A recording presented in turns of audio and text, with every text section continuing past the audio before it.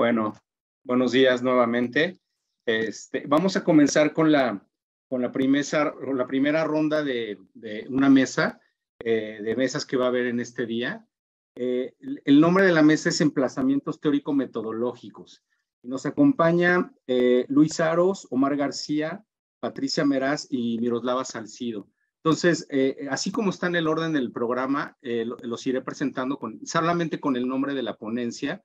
Y como saben, como les comenté hace un momento, las semblanzas de cada uno de los ponentes está en el chat del Facebook y aquí en el Zoom, me parece. Entonces, para no quitarnos mucho tiempo en ese tema. Bueno, entonces le paso la palabra entonces a Luis Aro Sánchez. Él es del Núcleo de Investigación Vocal de la Pontificia Universidad Católica de Chile y nos va a presentar una ponencia que se llama Sistemas y Cuerpos Híbridos para el estudio de la voz en performance. Adelante, Luis, por favor. Muchas gracias, Pablo. Voy a compartir pantalla para poder comenzar con mi presentación. ¿Sí? Ok, muchas gracias. Bueno, como decía Pablo, mi nombre es Luis Aros y primero que todo, muchas gracias a todas y a todos quienes hacen posible este congreso. Estoy muy contento y muy feliz de poder participar. Mi nombre es Luis Aros, soy el director del Núcleo de Investigación Vocal, un centro de investigación dedicado al estudio y práctica de la voz en performance. ¿Sí? Bien, comenzamos. Del latín diffractio, la palabra difracción significa acción y efecto de quebrarse en diferentes direcciones. Su etimología alude al fenómeno por el que una onda puede traspasar un elemento en el fin de su propagación, alejándose del comportamiento rectilíneo, multiplicándose y expandiéndose como un rizoma hacia el infinito. Así es como entiendo a la voz, ¿sí? Una práctica difractiva que hace uso de los cuerpos y los objetos para multiplicarse en profusas cualidades y texturas vibratorias que exceden al lenguaje. Pensar en el deslinde de lo vocal como producción única del cuerpo humano permite constelar enjambres disciplinares para hacer frente a la investigación de una práctica vocal que es polifónica. Campos como los estudios sonoros, el posthumanismo, la musicología y los estudios de performance, entre otros, ayudan a extender las nociones de identidad, cuerpo y agencia que están asociados a lo vocal.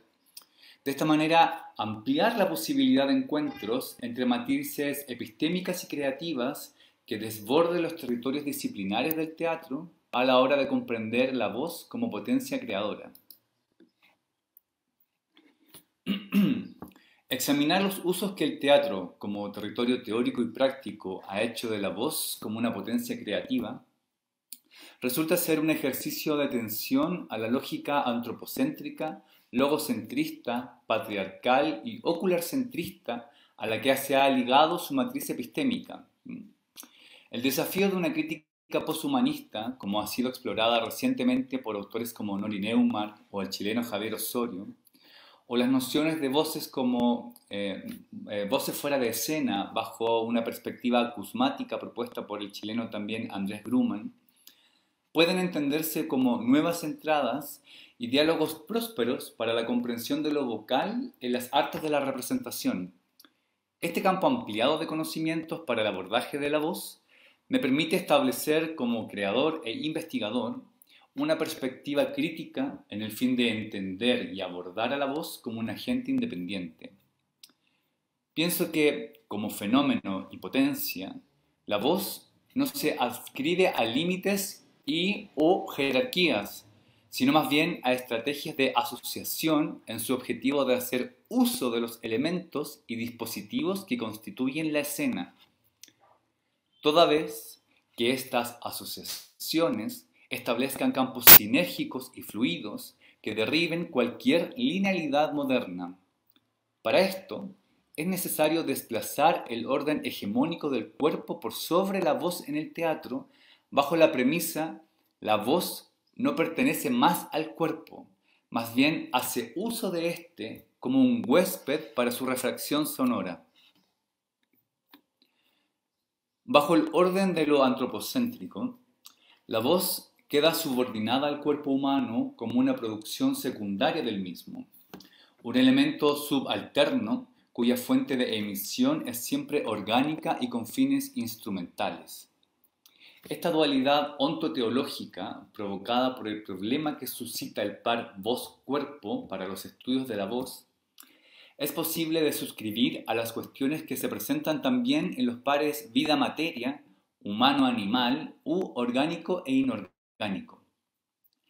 Estas interacciones epistémicas han inducido a una crítica posthumanista que ha aperturado terrenos estéticos y afectivos para la comprensión de la voz como una vitalidad vibrante, como dice Jean Benet, que excede lo humano. Fuerza vital que conecta materia y energía, que circula alrededor y dentro de nuestros cuerpos humanos.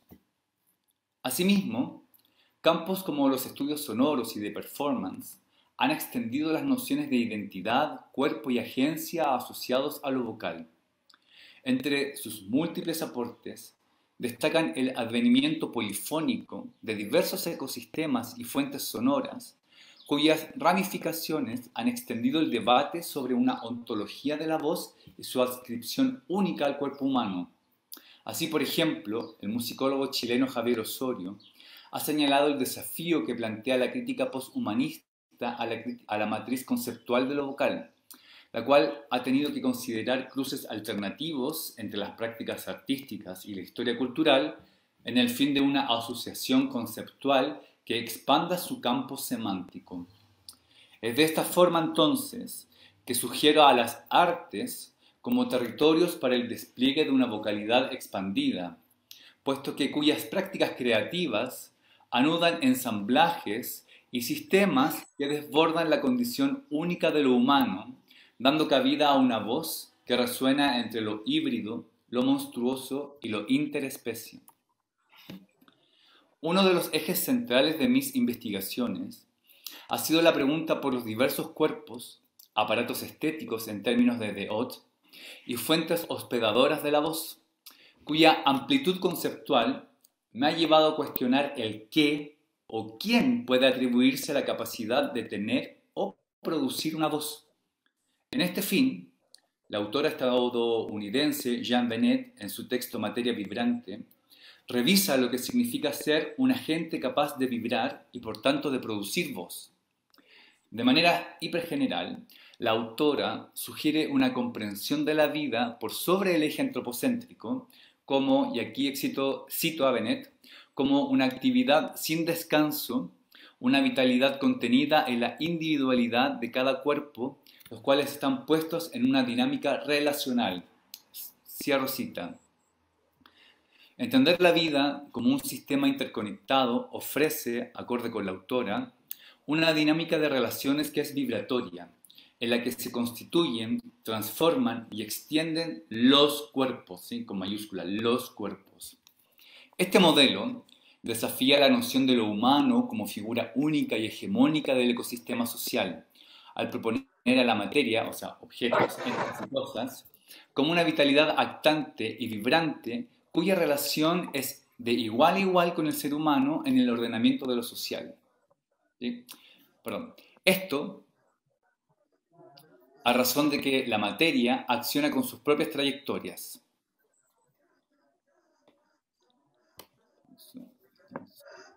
En este sentido, dice Benet, un agente, y cito acá, puede ser humano, no humano, o más bien una combinación de ambos.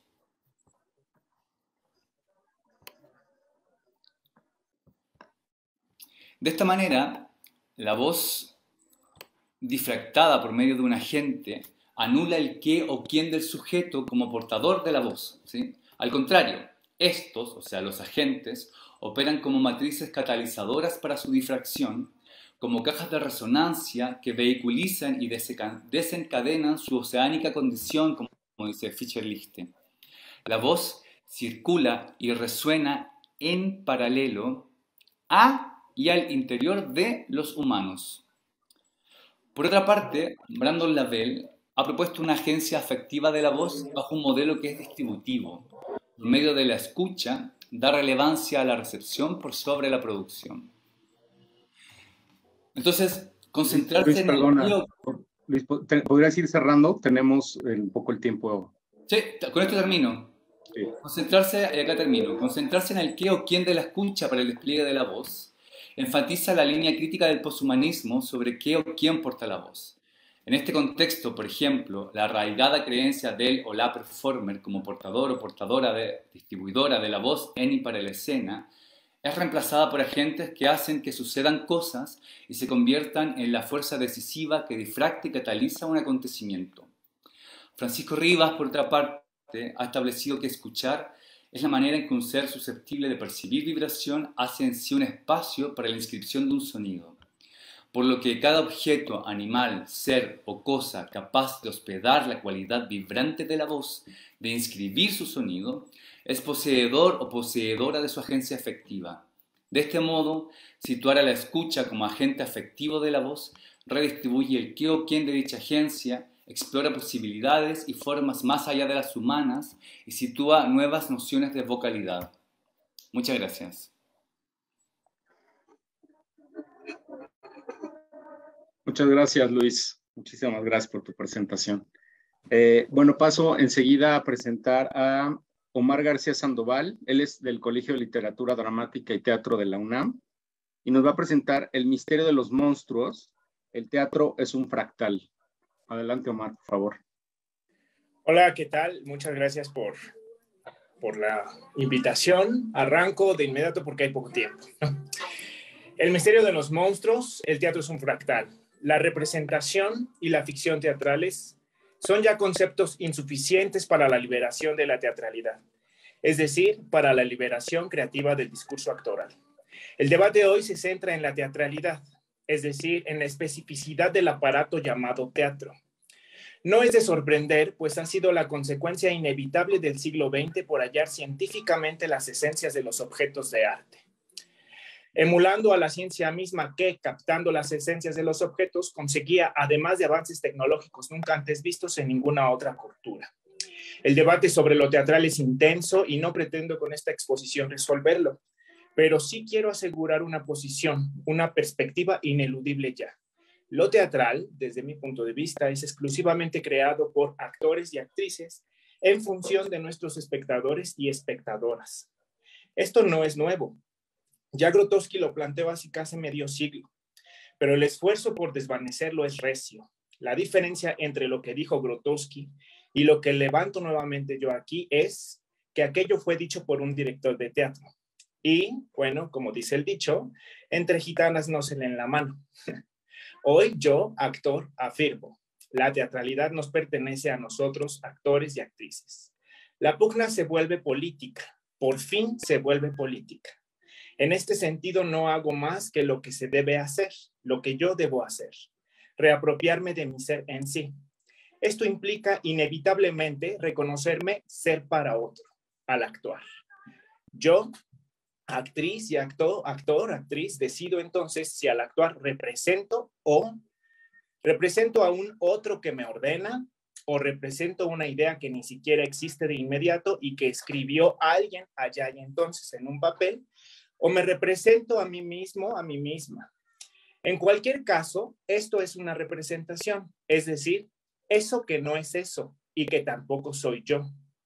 La teatralidad es el último eslabón, me parece, entre el gran teatro del mundo, es decir, el teatro de la representación, el teatro que busca la totalidad unificada, y algún otro teatro que por fin exponga la libertad de la razón, o uno que exorcice la razón o lo libere. Así, en la medida que se desee la creación como un proceso de liberación coligante y estructuradora del aún hoy arte del teatro, ha de enfocarse la ecoautorregulación y además posicionarse la autosimilitud y la iteratividad propias de los sistemas fractales naturales, como perfiguración de la teatralidad, es decir, perfiguración de lo que hacemos los actores y actrices para nuestros espectadores y espectadoras. Así pues, la analogía, propongo, es una posibilidad que se abre paso lentamente para encaminar lo anterior expuesto. Su modo de presentación más conocida hoy es la tecnología sonora. Básicamente, esta se refiere a la captación y registro de ondas sónicas vueltas electromagnéticas.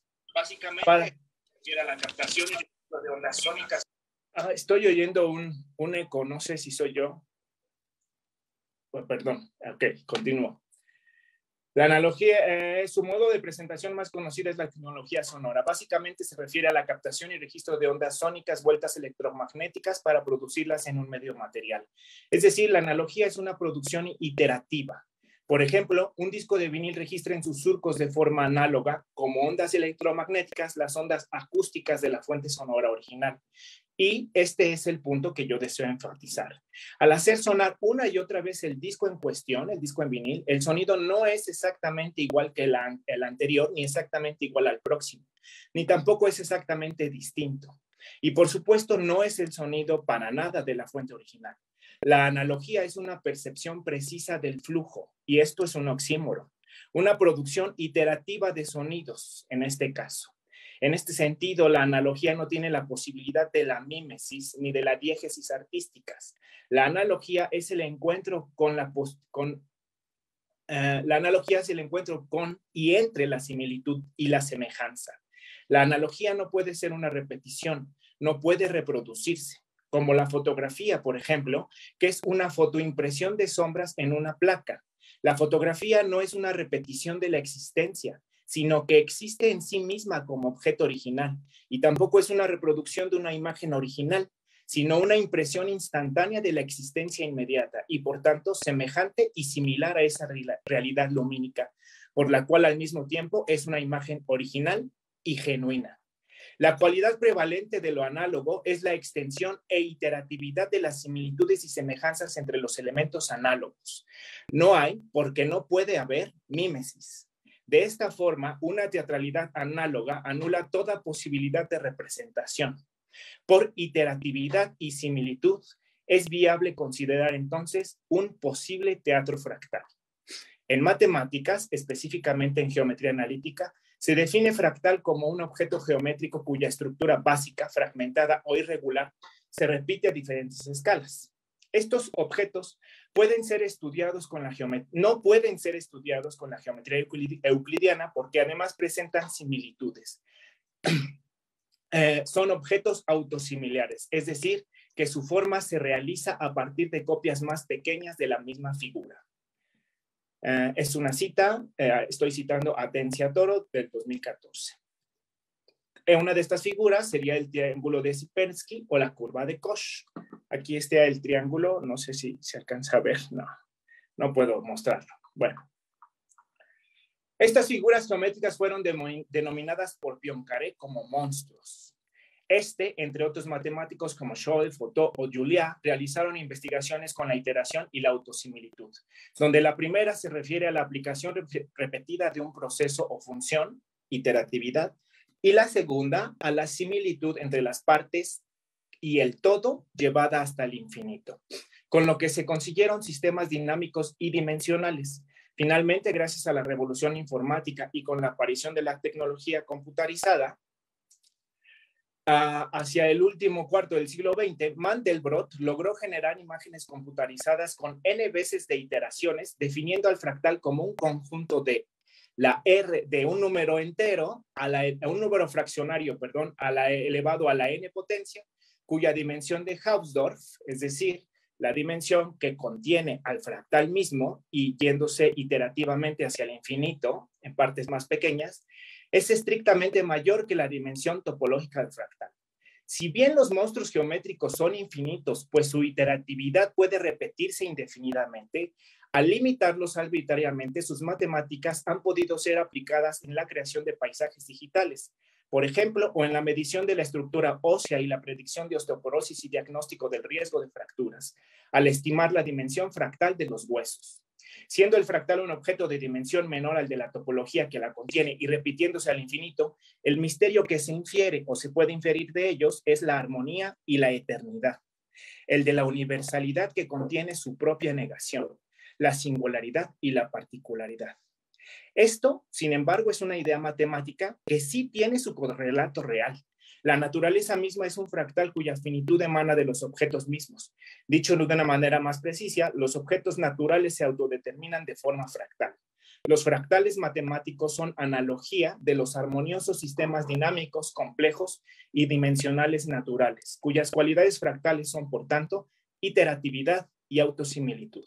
Así, al ver vapor ya vemos nubes, al ver un riachuelo ya vemos los grandes poderosos ríos, al ver las venas de los brazos ya vemos la profunda red de vasos sanguíneos del cuerpo. Y no solo eso, sino que al ver las raíces de un árbol se ven los bronquios de los pulmones, o al ver un coral en el mar ya se ven las estructuras óseas de los huesos humanos. Es decir, la naturaleza se integra a sí misma en diferentes objetos por recursividad y por negentropía se autolimita para mantener su equilibrio vital, es decir, se hace finalmente fractal. La naturaleza es un fractal claramente finito de sí, iterativo y autosimilar, porque no se repite, nunca es el mismo, no se reproduce, nunca es el mismo, no se representa, porque nunca es el mismo. Su variabilidad es espacio-temporal y presenta semejanzas entre sus partes y el todo. Ahora bien, el actor, la actriz, en tanto que cuerpos físicos... Omar, ¿podrías ir cerrando, por favor? Sí, ya voy a cerrar. Somos cuerpos físicos, somos cuerpos vivos, somos cuerpos iterados similares, no solo también somos autorregulados. La representación mental de una intuición externa, diría Kant, organizada y sintetizada por la razón. Si la teatralidad es un fractal, el teatro es una analogía de la realidad, no una mímesis. El teatro es un fractal de la existencia, una experiencia fractal.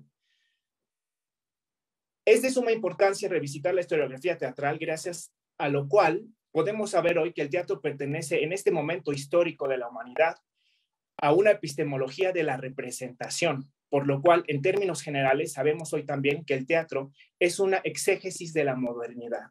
La necesidad intrínseca de la razón es un misterio, la necesidad de poseer las esencias que han suplantado en definitiva al ritual animista de cualquier otra cultura por el ritual de la razón, el ritual de los hombres. El ritual de los hombres sin Dios, sostuvo Rodolfo Valencia. Para terminar, hago mención de esto porque si hablo de teatro, hablo categóricamente de la representación, es decir, del misticismo de la razón y sus razones. Luego, ¿cómo podría ser el teatro real? O sea, ¿cómo el teatro puede dejar de ser ficción o representación? Efectivamente, no puede. Es por esto que antes de ir al gran teatro del mundo, otra vez me atrevo a ir a la teatralidad, a la esencialidad teatral. El campo actores, actrices, espectadores, espectadoras, para negar la esencialidad del teatro, su representación, al contactar las singularidades y co-crear el conflicto teatral, es decir, co-crear el flujo experiencial.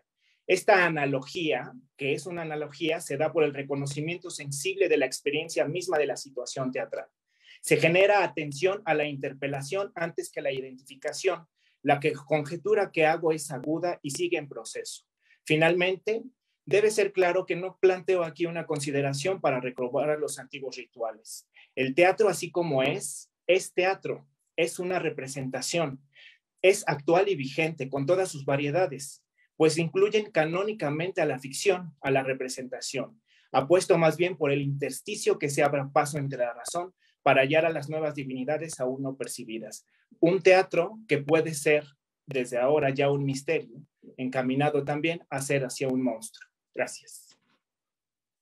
Muchas gracias, Omar. Paso la palabra entonces a nuestra siguiente ponente. Ella es Patricia Meraz, de la Escuela Nacional de Arte Teatral y del Centro de Investigación Coreográfica del IMBAL.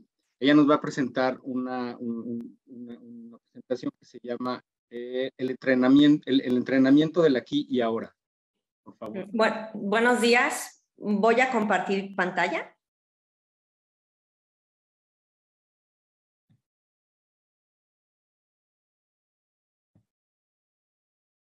Gracias.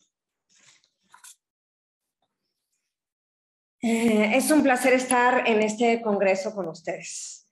En mi experiencia de más de 20 años como docente de profesionistas de la actuación y la coreografía y como directora escénica recientemente, me he encontrado con que los estudiantes de las carreras profesionales de formación artística carecen de instrumentos concretos con los que puedan desarrollar sus capacidades de concentración, atención o contacto consigo mismos.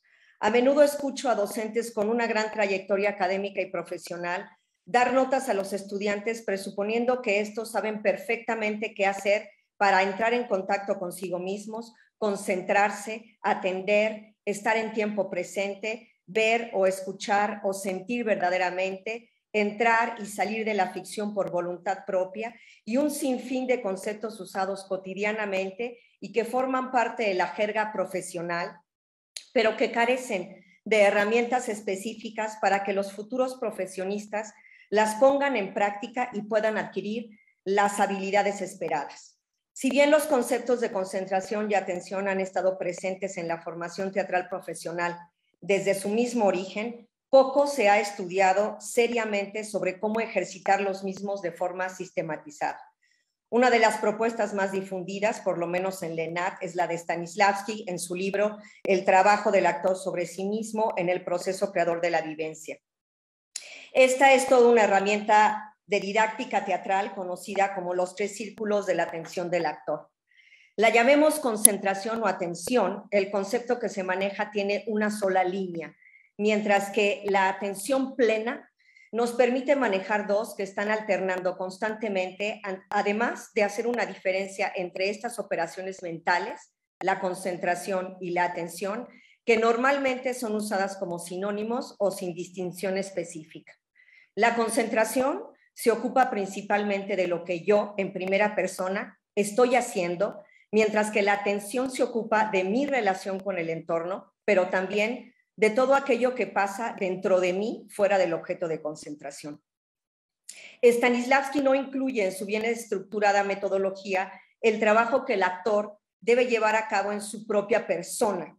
Por el contrario, ese trabajo del creador sobre sí mismo o esa autopreparación va directamente al individuo que está ya en el proceso de la creación escénica, dando a entender entonces que el enfoque no es sobre la persona, sino sobre el creador. En este mismo caso se encuentran la mayoría de las propuestas de la enseñanza formal o informal de la actoralidad. La presente investigación ha intentado llenar ese vacío de conocimiento a través de la implementación de la práctica de la atención plena o mindfulness como parte integral de la formación formal profesional, tanto de los estudiantes de la licenciatura de actuación en la ENAD como de los estudiantes del Centro de Investigación Coreográfica CICO, ambos centros educativos pertenecientes al INVAL. Dicha investigación inició en el 2009 con la implementación de la práctica de la meditación de introspección vipassana como parte de los contenidos de los planes de trabajo en diversas asignaturas. Dicha técnica meditativa de origen budista se remonta a 2500 años de historia. Fue Siddhartha Gautama quien, retirándose a la meditación, se convierte en el Buda histórico, dejando todo un conocimiento sobre la atención plena que fue transmitido de boca en boca y sobrevivió a través de los siglos. La meditación vipassana, cuya traducción inicialmente al inglés es mindfulness y posteriormente al español es atención plena o conciencia plena, es la traducción de sati, palabra en pali, lengua original de la práctica meditativa, que significa conciencia, atención y recuerdo. Sin embargo, la técnica mencionada presentaba una importante complejidad en su dominio y en ocasiones llegaba a tomar un tiempo considerable del proceso formativo. Con la práctica concluí que lo central de la enseñanza era que los estudiantes pudieran distinguir mentalmente la diferencia de concentrarse, atender y poder dar una nota mental, lo cual significa etiquetar el objeto mental que está llamando su atención. Dominar la herramienta dejó de ser primordial.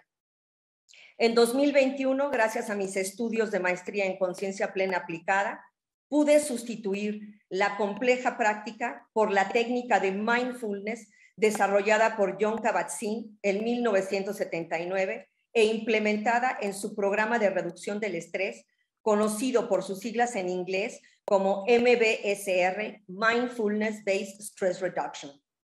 De esta manera, el entrenamiento mental de los estudiantes, futuros creadores, a través de la práctica de la atención plena, obtuvo una importante mejoría al ofrecerles una herramienta más accesible, menos compleja e igualmente eficaz en el propósito. Dicha práctica ha proporcionado además una herramienta concreta, precisa, factible a ser reproducida individualmente y sin necesidad de guía para el trabajo de futuro creador sobre sí mismo. Es decir, abordar el momento en que el humano se trabaja a sí mismo para abrirle el camino al creador escénico y comenzar a estar ahí en el tiempo presente. Es en esta vinculación cuerpo-mente donde se provoca un estado consciente de disposición para crear. La atención plena ha mostrado ser una herramienta útil para la formación profesional, la preparación y la creación artística del creador escénico, porque es una práctica, es decir, es un entrenamiento concreto. Trabaja en la vinculación precisa del cuerpo y la mente. Conduce al practicante a una zona de conciencia y de contacto consigo mismo. Le revela al practicante con gran claridad cuál es su proceso mental y entrena al practicante para adquirir una capacidad real de estar en tiempo presente. La actual investigación cualitativa y cuasi experimental, por no ser aleatoria, ha puesto en práctica la técnica de la observación directa de los efectos de la intervención de la práctica de la atención plena en la formación formal profesional de los estudiantes del ENAT y del SICO, en diversas asignaturas en las cuales ha sido pertinente su aplicación, haciendo uso de la bitácora o diario de trabajo, 10 ejemplares aproximadamente, del video de sesiones completas, más de 80 horas grabadas, y de exámenes escritos con preguntas abiertas, más de 90 documentos, como instrumentos para concentrar los resultados, los cuales aún no han sido tratados estadísticamente para permitir un análisis cuantitativo. La muestra siempre ha sido no probabilística por ser todas personas inscritas en cualquiera de los centros educativos mencionados. Sin embargo, en entrevistas directas y en el análisis preliminar de las respuestas en los exámenes, entrevistas escritas, se ha podido constatar, aunque los resultados aún no sean concluyentes, que la práctica de la herramienta es reconocida favorablemente por un amplio número de los participantes, señalándola como un entrenamiento preciso y manejable del aquí y ahora, una herramienta eficaz para enfrentar la naturaleza errante de la mente a través de la nota mental y un coadyuvante de la autorregulación actitudinal en el trabajo colaborativo. Más allá de eso, la práctica de mindfulness, como nos lo señalan diversos investigadores, ha reportado amplios beneficios en el área educativa, tanto a nivel cognitivo como de desarrollo personal y relacional, tales como el aumento de la creatividad, la mejora de la memoria, del rendimiento académico, de la autorregulación emocional, de la concentración para enfrentar la depresión y combatir la ansiedad. La educación artística profesional en nuestro país, específicamente la formación teatral, podría bien beneficiarse de los hallazgos que han aportado una gran infinidad de investigaciones sobre la aplicación de mindfulness en el campo educativo. Esta última lámina nos permite apreciar las actitudes que el participante desarrolla en su camino de la atención plena, los cuales favorecen cualquier proceso formativo o creativo dentro del ámbito del teatro y la danza. Para cerrar, quisiera agradecer a todas las personas que han hecho posible que esta investigación haya progresado, a mis estudiantes, a varios de mis colegas, a mis cómplices creativos y a mi familia, especialmente a mi hermana, la doctora María Eugenia Meraz, que siempre ha fortalecido mi confianza en tiempos de flaqueza. Muchas gracias. Dejo de compartir pantalla. Vaya, qué decencia. ¡Qué decencia! Sí, gracias, Jovita. Qué decencia. Muchas gracias, Patricia Meraz, por tu presentación muy interesante. Bueno, paso la palabra aquí a una persona de casa, a nuestra querida Miroslava Salcido, del CITRO y del IMBAL. Ella nos va a presentar Transfilosofía Escénica, Amputar la Academia. Por favor, Miros. Bueno, buenos días. Yo no voy a presentar más que mi cara. Gracias por la invitación. Bueno, primero quiero empezar por decir qué es lo que yo entiendo por la transfilosofía escénica, invitándoles a hacer transitar este concepto de transfilosofía escénica a todas estas formas de investigación académica que están transitando hacia su propia performatividad. Estoy pensando en los términos de un pensamiento situado, que en la circulación entre el seminario, el arte-acción, la escritura, la teoría, permite reconstituir una especie de caos con respecto a múltiples puntos de referencia Llámense estos proyectos, investigaciones, conceptos, marco teórico, artículo, cubículo, intelecto. Vamos a hacer transitar estos conceptos hacia una reconstitución que nos exige ejercitar la sospecha con respecto a la práctica académica con la precisión del escalpelo. Vamos a pensar que somos unos cirujanos y que estamos abriendo para poder mirar de cerca este problema que nos atañe, para palpar las protuberancias a las que vamos a llamar clínicamente adhesiones al sistema. Tal ejercicio me ha conducido en mi práctica en un centro de investigación teatral a hacer de la mesa de escritura en el cubículo una mesa de disección que llevo al laboratorio escénico, cuya definición voy a retomar de Rubén Ortiz. Rubén Ortiz dice: el laboratorio funciona como término que designa una manera de hacer que, en primer lugar, hace diferencia con respecto al modo de producción mayoritario en los teatros del mundo, que adoptan dinámicas que bien podríamos llamar fordistas, en el sentido de que ponen en serie unas especializaciones profesionales encadenadas a otra serie de procedimientos y calendarios para la publicación de un producto artístico. Hacer diferencia con este modo de producción implica, por supuesto, poner en cuestión esas especializaciones, esos procedimientos y esa manera de enfocarse en el producto. En segundo lugar, el trabajo en laboratorio llama su atención por la manera en que pone atención no solo en el nivel estético, sino en el nivel ético de su quehacer. Al poner en cuestión cada rol y cada punto del trabajo, se problematiza el lugar mismo del artista y del arte en un contexto más amplio que el propio campo disciplinar. Y finalmente, el trabajo del laboratorio implica otra manera de contarse a sí mismo, de preguntarse por la historia disciplinar y particular que trae a cada colectivo hasta este punto, pero asimismo sobre los modos de generar conocimiento y de lo que éste puede significar en el presente y en el futuro.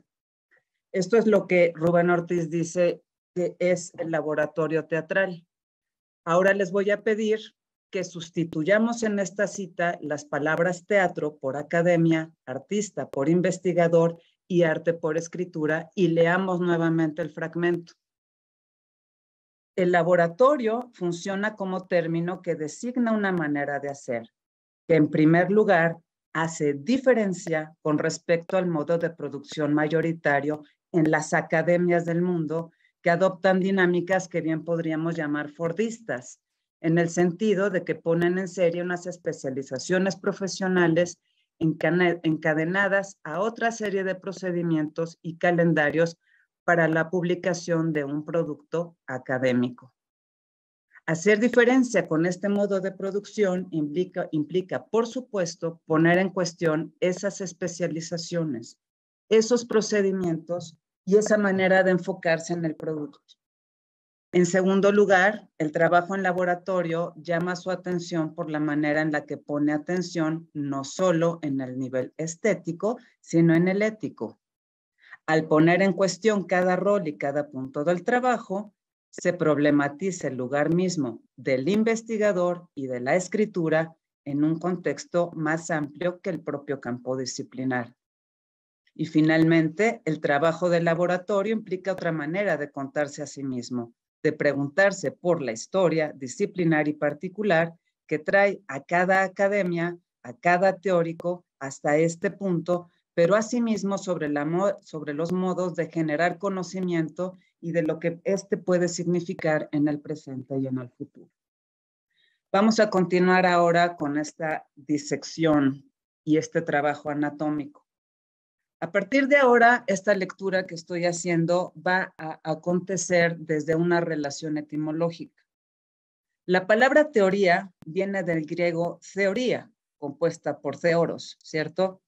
¿Qué quiere decir? Espectador, persona que consulta un oráculo, derivada a su vez de la palabra theoreo, que significa yo veo, formada por la palabra thea, visión, que encontramos en la palabra teatro. La palabra teatro viene del griego theatron, lugar para ver, y este del sustantivo thea, visión, que encontramos en la palabra teoría, misma que está relacionada con el verbo theaomai, contemplar, considerar, ser espectador. Teatro. Con su sufijo tro significa entonces medio de contemplación. Teoría se refiere a un pensamiento especulativo y especular que tiene que ver, con mirar. Ha sido entonces desde esta relación etimológica que el laboratorio, llamémosle laboratorio escénico, es el lugar para hacer de la filosofía un pensamiento que asume las posibilidades del acontecimiento.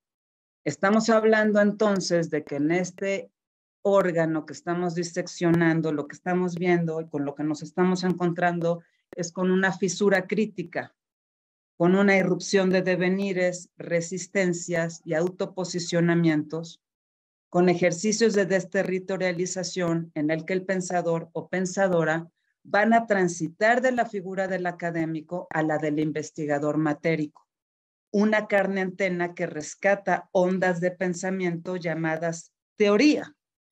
La teoría es una singularidad errabunda que, como el teatro mismo, produce bloques de sentido y acontecimiento en el caos como productor máximo de potencialidades. Entonces, bueno, preguntémonos por cómo desarmar las sanciones de la razón académica hegemónica. Es esto lo que haría una filosofía performativa en busca anatómica de hacer emerger nuevos cuerpos y otros estados de fuerzas que abran brecha para poder pensar. Esto es poner en crisis los relatos que deciden qué y qué no, a quién y a quién no, colocar en el pedestal de las instituciones arte, filosofía, investigación, academia, sea esta artística o no, en busca de la superación de lo que Deleuze y Guattari van a llamar un pensamiento arborescente, es decir, aquel que fija un punto, un orden absolutizante que procede por dicotomía. Vamos a ver qué es lo que dicen Deleuze sobre esto y Guattari. Dice, los sistemas arborescentes, estoy citando, son sistemas jerárquicos que implican centros de significación y de subjetivación, autómatas centrales como memorias organizadas. ¿Cómo podemos hacer transitar esto a la academia? Como un sistema arborescente que es a su vez una memoria organizada. Corresponden a modelos en los que un elemento solo recibe información de una unidad superior y una afectación subjetiva de nociones preestablecidas. Yo puedo pensar que esto es la academia. Ahora, hasta hace poco, la investigación académica, como podemos ver, no estaba exenta de estas estructuras de representación que separan a la teoría de la práctica, a la escritura del acontecimiento, al concepto del percepto, desconociendo tensiones y devenires. Dichas estructuras académicas transmiten una forma de concebir el pensar como un camino racional y vertical y no como un agenciamiento que está unido a los afectos y que no acepta, sin morir de alguna manera, esta estructura arborescente. Pero vayámonos ahora a Nietzsche. Nietzsche nos dijo que en algún momento la filosofía debía convertirse en fisiología, esto es, en una investigación diagnóstica sobre, desde, por y para el cuerpo.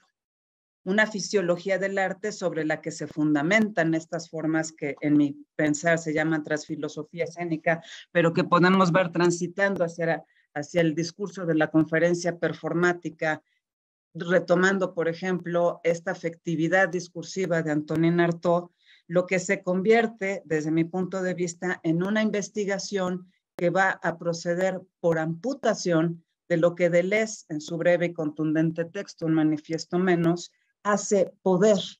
Es decir, que en nuestro contexto es aquello que hace poder podrían ser las nociones de teórico, teórica, teoría, objetividad, argumentación, estructura, libro, artículo, que serían los tumores que tenemos que extraer o recomponer o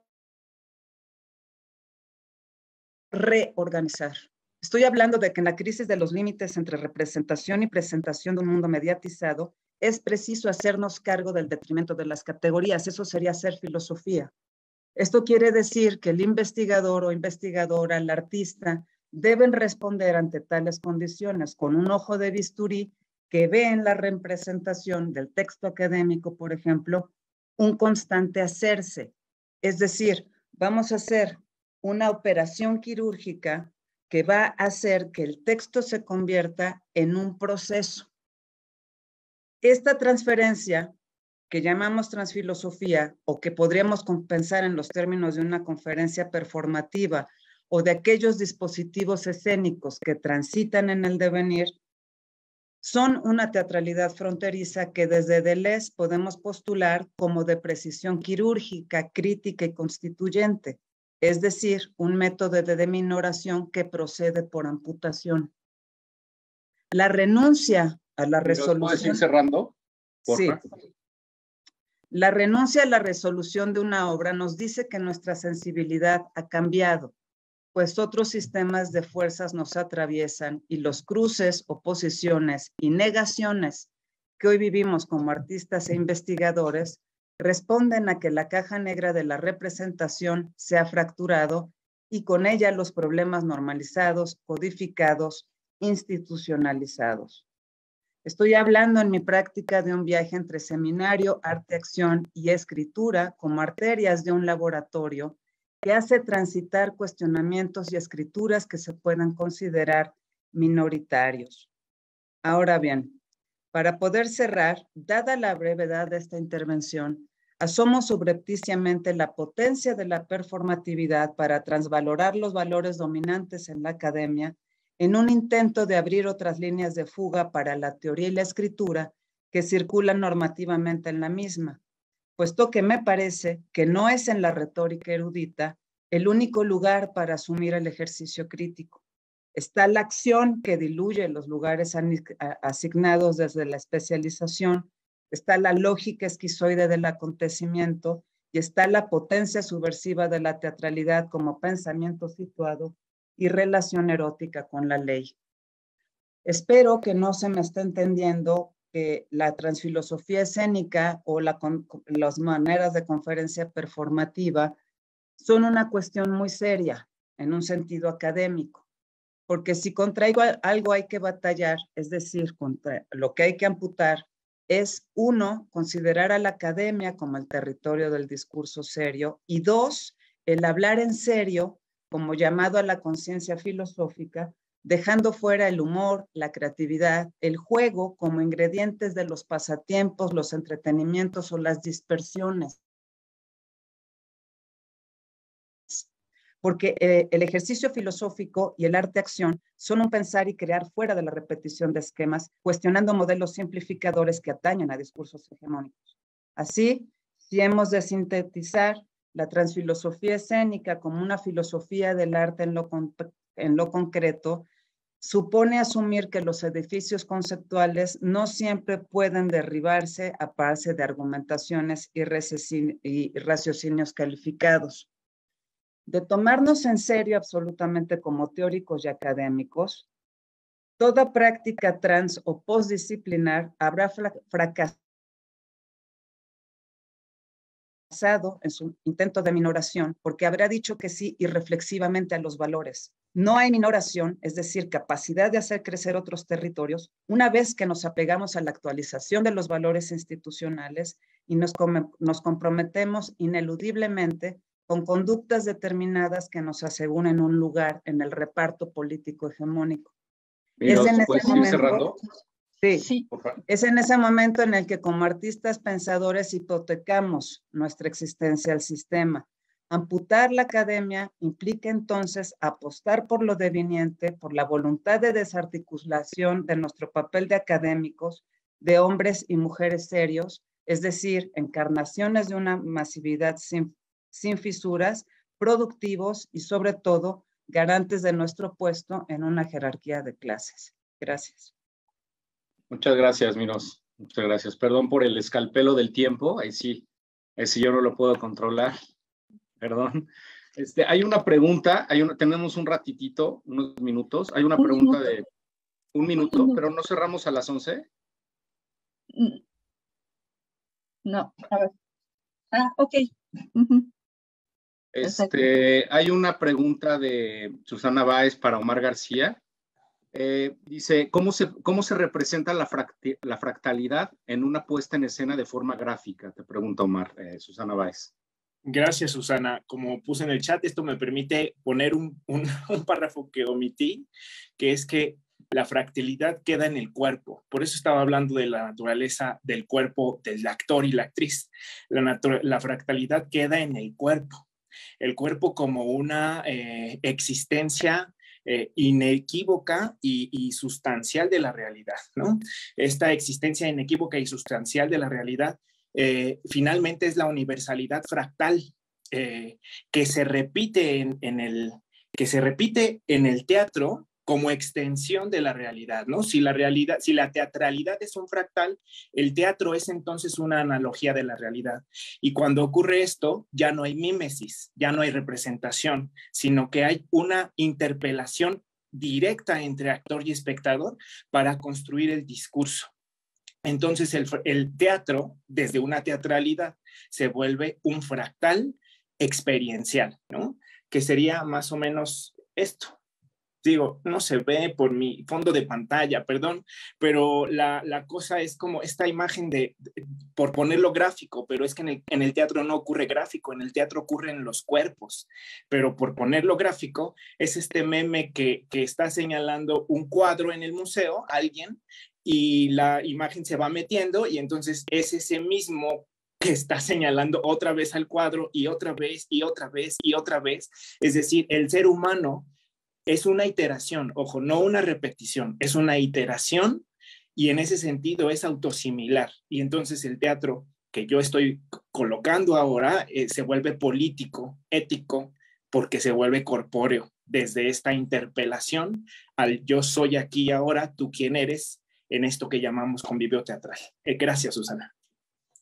Gracias, Omar. Hay otra pregunta de Gabriel Silva para Miroslava. ¿Qué términos o códigos derivados de sus investigaciones son movilizadores, operativos o performativos en su práctica escénica?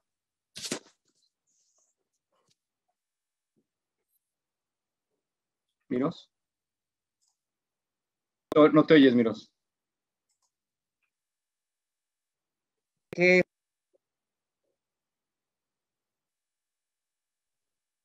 Lo abriste y lo volviste a cerrar, Miroslava. Sí, no te oyes, Miros, no te oyes. ¿Ahí me oigo? Sí. Digo que lo voy a contestar leyendo una parte de mi texto para ser como muy puntual. Bueno, el viaje entre el seminario, el arte de acción y la escritura como arterias de este laboratorio me ha hecho transitar por escrituras a las que puedo concebir como menores. Entonces yo te voy a contestar con mis preguntas. A partir de ello, yo podría preguntar, ¿qué ha sido primero? ¿Los textos, las conferencias performáticas o los dispositivos escénicos en devenir? ¿Están ya las intuiciones teóricas circulando en el proceso del laboratorio escénico? ¿Se producen conceptos a partir de las piezas o son estas ya los propios conceptos? ¿Dónde comenzó la escritura? ¿En el seminario? ¿En el cuerpo acción? ¿Con el texto? Desde mi punto de vista no hay ni primero ni último. Se trata de una filosofía nómada, de una vía de investigación que no se hace la pregunta ¿qué es X?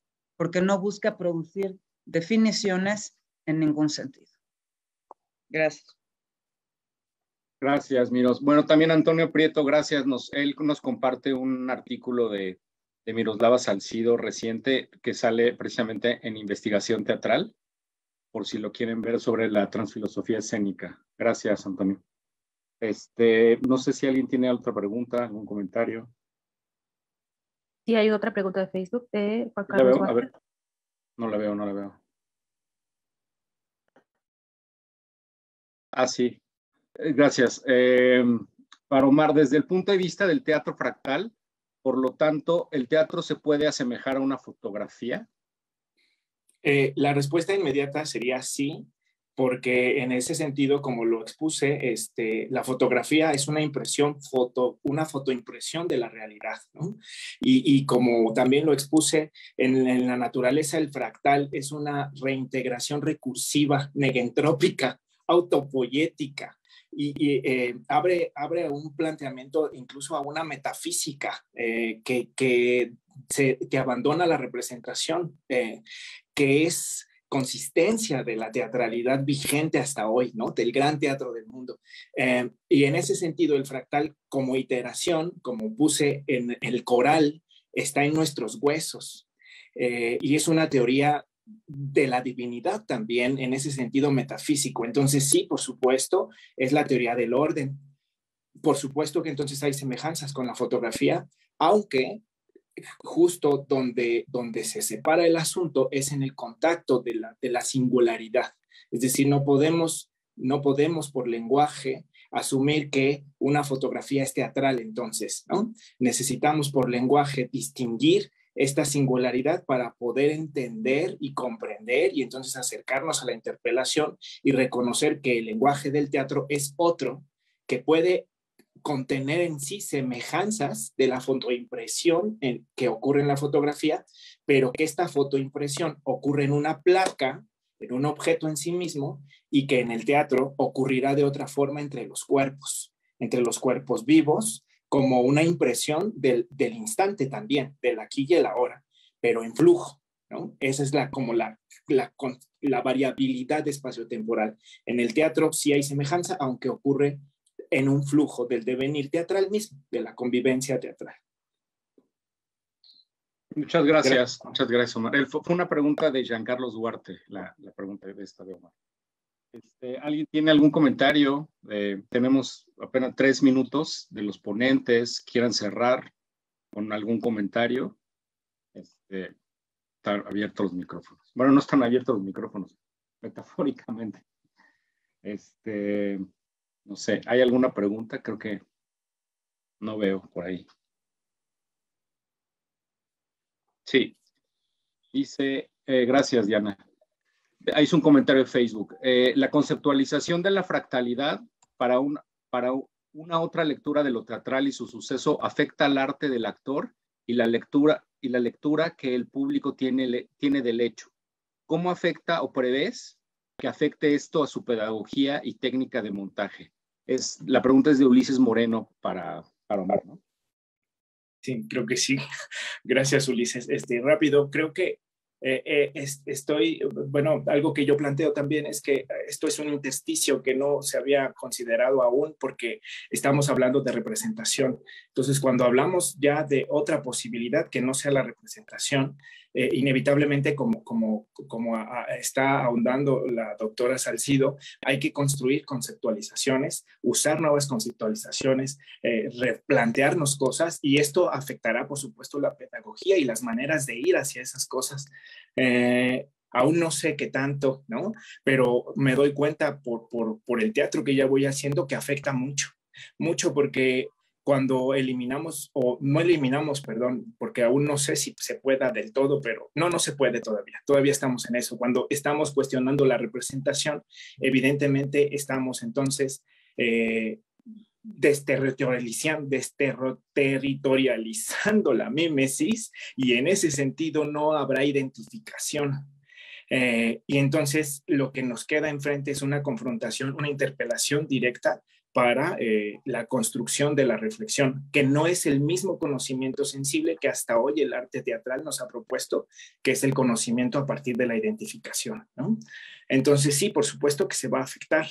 ¿Hacia dónde? No sé. Lo que puedo compartir hoy con lo que yo he conseguido es que, llevando a cabo ya esta propuesta, es que la sensación de una incomodidad de parte del espectador frente a un actor o actriz que está fluyendo con el presente es una incomodidad, me han dicho, de paz, pero al mismo tiempo intensa, ¿no? Así es como la han descrito ciertos espectadores. Entonces, me parece que se está abriendo un camino. Que aún se está, pues, decir, lo propongo y ya, ¿no? A ver qué pasa. Gracias. Muchísimas gracias, Omar.